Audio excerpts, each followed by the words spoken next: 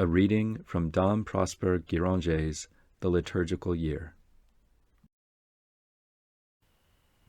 September 23rd, Saint Linus, Pope and Martyr.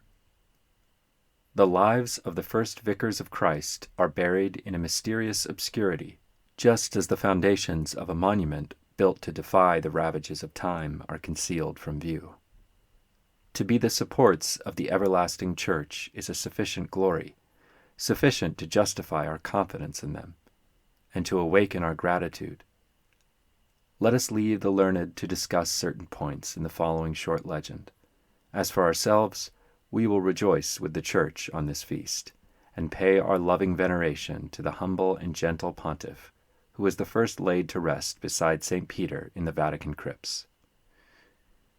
Pope Linus was born at Volterra in Tuscany, and was the first to succeed St. Peter in the government of the Church.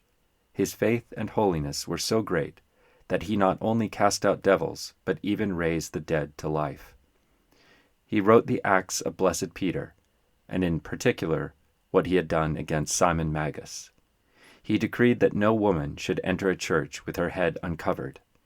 On account of his constancy in confessing the Christian faith, this pontiff was beheaded by command of Saturninus, a wicked and ungrateful ex-consul, whose daughter he had delivered from the tyranny of the devils.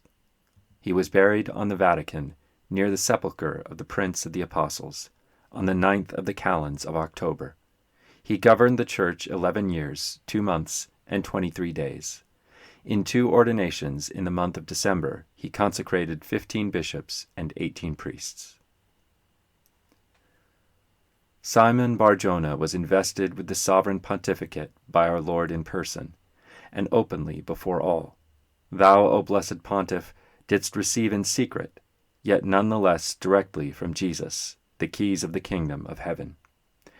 In thy person began the reign of pure faith, henceforth the bride, though she hears not the man-God repeat his injunction to Peter, "Feed my lambs," nevertheless acknowledges the continuance of his authority in the lawfully appointed representative of her divine spouse.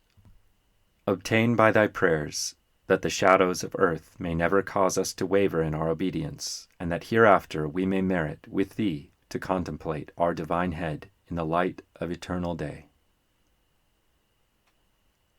End of the reading for September 23rd, Saint Linus, Pope and Martyr.